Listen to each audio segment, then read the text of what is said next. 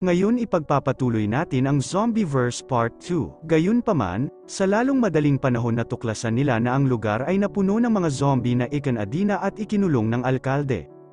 Nang makita si Lee at ang kanyang mga tauhan na dumating sa pinangyarihan, nagtago ang grupo at natuklasan na ang alkalde ay kinagat ng kanyang sariling ina.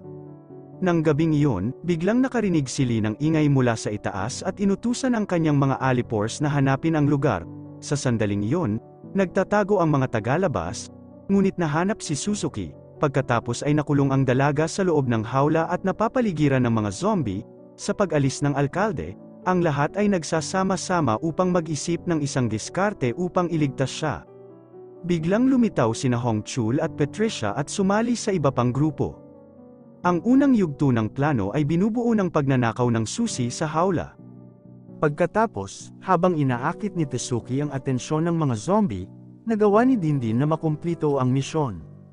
Tinakpan ni Jonathan ang kanyang katawan sa dugo ng zombie upang subukang hindi mapansin. Kapag binigay niya kay Tetsuki ang susi, gumagana ang diskarte sa loob ng ilang segundo. Ngunit pagkatapos ibigay sa babae ang susi, si Jonathan ay inatake at itinumba. Sa puntong ito, hinarap siya ng mga nilalang at sinimulan siyang kagatin, ngunit nagawang hilahin siya ni Dex patungo sa kaligtasan. Nag-aalala tungkol sa kalusugan ng YouTuber, tinutulungan siya ng kanyang mga kaibigan na tumayo at iniwan siyang magpahinga habang ang iba sa team ay nag-iisip ng paraan para ligtas na mailabas si Tetsuki sa hawla. Upang maiwasang atakihin ng mga zombie ang kanyang kaibigan, iminungkahi ni Dindin na gamitin nila ang puli na nakakabit sa kisame para dalhin siya sa ikalawang palapag. Nang malapit na nilang simulan ang huling misyon, lumitaw sina Ray at Kwachu, habang nahihirapan silang maglakad, nahuli ang ngunit ngayon ang buong koponan ay magkasama. Sa sandaling iyon, bumaba sa hagdan ang tatlong infected upang ilayo ang mga zombie at hayaang manatiling protektado si Tetsuki sa loob ng kalasag. Gayunpaman, biglang lumitaw si Lee at ang kanyang mga tauhan, at si Dex ay bumaba sa mga zombie upang iligtas ang babae. Nang akala ng lahat na siya ay kakagitan, ang sundalo ay nagsimulang umakyat sa lubad at namamahala upang makabalik sa ikalawang palapag. Sa sandaling iyon, lumitaw ang isang bagong nakaligtas at pumasok sa pabrika kasama ang kanyang truck. Pagkatapos ay iniligtas ng lalaki ang grupo mula sa mga kamay ng alkalde at dinala silang lahat sa hideout na kanyang itinayo sa mga bundok. Ngayong ligtas na ang lahat, ipinakilala ni Kim ang kanyang sarili bilang isang mamamahayag at sinabi sa kanila na nagtago siya sa lungsod upang siyasatin ang isang bagong sakit na lumitaw doon. Ilang araw matapos manirahan doon, natuklasan niya na ang sakit pala talaga ay naging mga zombie. Sa puntong ito, natuklasan ng grupo na nagsimula ang impeksyon sa nayong iyon at tinakpan ng alkalde sa lahat ng oras na ito. Nang mapansin na nasa malubhang kondisyon si Jonathan, tinali ni Kim ang isang harmonica sa kanyang bibig. Sa ganoong paraan, maaaring makipag-usap ang binata at hindi makakagat ng sinuman kapag nag-transform siya. Pagkatapos nito, nakakulong si Jonathan sa isang silid habang ang natitirang bahagi ng koponan ay nagsasanay ng ilang diskarte sa pakikipaglaban ng zombie. Sa panahon ng pagsasanay, dalawang zombie ang lumitaw at nahulog sa bitag ni Kim. Ang isa sa kanila ay pinunit ang ulo, at ang isa ay nahuli. Pagkatapos ay dinala ng mamamahayag ang kanyang biktima sa banyo, kung saan maraming iba pang mga zombie ang natipon. Nang makita ang kakaibang eksenang ito, natakot sina Ray at Kwachu, na iniisip na maaaring sila na ang susunod na makulong. Gayunpaman, ipinaliwanag ni Kim na pinananatili niya ang lahat ng mga nilalang na iyon sa pag-asa na magkakaroon ng lunas at maaari silang maging tao muli. Isang araw, dadalhin ang grupo para sa target na sesyon ng pagsasanay. Gumagamit sila ng mga improvised na kanyan sa pagbaril sa mga mannequin. Sa halip na mga bala, ginagamit nila ang mga patatas bilang bala at natututo ng bago at napaka-epektibong paraan para maalis ang mga zombie. Samantala, si Jonathan ay nananatiling nakahiwalay sa kanyang silid at nag-record ng isang vlog sa kanyang mga huling salita habang nawala ang lahat ng kanyang sangkatauhan. Pagkatapos ng target na pagsasanay, ang mga nakaligtas ay dinala sa isang shed kung saan nagtayo si Kim ng isang zombie arena. Sa ganitong paraan, makakapaghanda sila para sa hand-to-hand na pakikipaglaban sa mga halimaw. Ang unang pumasok sa ring ay si Young. Salamat sa kanyang husay sa boxing, pinatumba niya ang halimaw at madali itong na-immobilize. Pagkatapos ay pumunta si Dindin upang subukan ang kanyang kapalaran ngunit nabigo na talunin ang kanyang kaaway. Kaya, pumasok si Dex sa arena at ipinakita sa kanyang kapareha kung paano talunin ang isang zombie gamit ang kanyang mga kamay. Sa pagtatapos ng pagsasanay, ang grupo ay bumalik sa kanlungan at natuklasan na sina Quachu at Narei ay nagsimula ng maghanda ng hapunan. Biglang sumulpot ang mamamahayag na may dalang palayok na puno ng bulate at hinahalo ang mga uod sa pansit, dahil mayaman sila sa sustansya. Para lalong mapayaman ang sopas, dinagdagan ni Kim ng mga uod at insekto ang kaldero. Si Tsuki ay nabigla, na hindi pa nakakain ng anumang bagay na kasuklam-suklam noon. Habang kumakain sila, napansin ng grupo na nabalisa si Jonathan, at pumunta si Patricia upang tingnan kung ayos lang ang kanyang kapatid. Habang papalapit siya, napagtanto ng babae na may mali sa kanya at tinawag niya si Dr. Quachu para suriin siya. Sa sandaling iyon, napansin ng doktor na huminto sa paghinga si Jonathan, at lahat ay nagtitipon sa paligid ng kama upang magpaalam sa kanya. At sa hindi inaasahang pagkakataon, nagsimulang magpumiglas ang binata at sinubukang salakayin ang kanyang mga kaibigan. Ngunit sa kabutihang palad, siya ay nakadina sa kama at hindi na makabangon. Nang makita niya ang kanyang kapatid sa ganoong estado, hindi na napigilan ni Patricia ang kanyang mga luha at nawala ng pag-asa.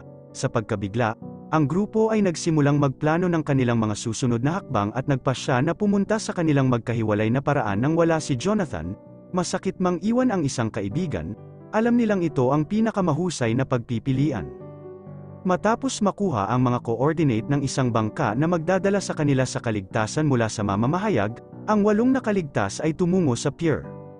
Ang problema ay masyado silang maagang dumating at kailangan nilang maghanap ng masisilungan para maghintay sa barko. Dahil malapit na sila sa isang amusement park, nagpasya ang team na magtago sa isang Ferris wheel, kung saan sila makakapagpahinga ng ligtas. Gayunpaman, ang hindi naisip ng sinuman ay ang parke ay isang kanlungan din para sa mga undead, at maraming tao ang nagsisikap na magtago sa mga rides upang maiwasan ang pag-atake. Nang makita ang mga taong nasa problema, ang grupo ay naantig at nagpasya na tulungan silang makatakas. Kaya, ang buong koponan ay nahati sa mga pares upang iligtas ang mga nakaligtas. Dahil may kuryenteng dumadaloy sa lupa, hindi makalakad sina Hongchul at Patricia para hanapin ang batang babae. Ay natigil sa gitna ng truck, kaya, sumakay sila sa mga cart, at hinayla ni Hongchul ang babae sa kanyang sasakyan habang si Patricia ay ginulo ang mga halimaw. Sa loob lamang ng ilang minuto, nagawa nilang tapusin ang kanilang misyon at iligtas ang batang babae. Samantala, sina Dindin at Tsuki ang nagligtas sa magkapatid na nasa Tagada. Gayunpaman, ang isa sa kanila ay may hika at nakalimutan ang kanyang inhaler. Pumunta si Tsuki kay Dr. Quachu para sa tulong, dahil walang alternatibong paggamot para sa sakit. Nagpasya ang doktor at ang 2 kabataan na bumalik sa Taga at nagulat sila sa pagdating ni Hikwan at iba pang mga zombie. Sa puntong ito, binuksan ng operator ang laruan upang bigyan ang mag-asawa ng pagkakataong maalis ang mga halimaw. Pagkatapos, kapag nahanap na nila ang inhaler, itinigil ng operator ang biyahe para makatakas sila. Sa kabilang panig ng parke, ginagamit ni si Young at Dex ang potato cannon para barilin ang 3 zombie na nakapalibot sa isang survivor sa carousel. Matapos silang patumbahin, ipinagdiwang ng dating boksingero ang kanyang tagumpay, at tumakbo si So para sunduin ang kanyang, habang ang iba pang grupo ay nagsisikap sa kanilang mga misyon. Sina Narei at Quachu ay nagtipon sa mga zombie at ginabayan sila sa bangka. Sa ganitong paraan, ang mga nilalang ay nakulong sa laruan at hindi maaring umatake sa mga nakaligtas na hindi nahawahan. Makalipas ang ilang minuto, muling nagtipon ang lahat sa Ferris wheel at naglakad patungo sa control booth. Pagdating nila doon, nakasalubong nila ang operator, at sinabi sa kanila ng lalaki na kapag nakapasok na sila sa Ferris wheel, hindi na sila makakaalis maliban kung may magbubukas ng pinto mula sa labas. Sa pangakong makakasakay din siya sa bangka sa loob ng 3 oras, pumayag ang operator na manatili sa control cabin at buksan ito kapag malapit nang dumating ang bangka sa pier. Kaya, ang grupo ay nahati sa mga pares muli upang makapasok sa mga cabin. Halos 48 oras na ang nakalipas mula nang mahawa sina Narei at Quachu, at malapit na silang mag-transform. Sa kabila nito, ipinagdiwang ng grupo na nakarating sila sa karagatan, at kumbinsido ang lahat na malapit na silang ligtas. Gayunpaman, nahaharap sila sa isang bagong problema. Ang operator ay inaatake lamang ng mga zombie, at kung siya ay mapahamak, walang sinuman ang magbubukas ng pinto sa mga cabin. Sa kabutihang palad, nabuksan ng empleyado ang cabin ni Ray at Quachu, at pumunta sila sa control room. Ngayon, kakailanganing palayain ng mag-asawa ang kanilang mga kaibigan sa loob ng ilang oras. Sa puntong ito, napagtanto ni Ray na wala na siyang mahabang buhay at nagalit siya nang maalala niyang si Hong Chul ang may kasalanan sa kanyang pagkagat. Biglang tumahimik ang lahat, at ang grupo ay nagsimulang maghinala na ang kanilang mga semi-zombie na kaibigan ay inalis. Makalipas ang 2 oras, nagising sila at halos hindi na sila makakita. Gayunpaman, nalaman ni Ray kung saang cabin naroroon si Hong Chul at pumasok siya upang makasama siya. Ang kanyang layunin ay upang bitag siya hanggang sa siya ay maging isang zombie. Kapag nangyari ito, sasalakayin ng babae ang sinumang nasa harap niya, at ang nagtatanghal ang kanyang unang biktima. Sa ganoong paraan, makukuha niya ang kanyang pinakahihintay na paghihiganti.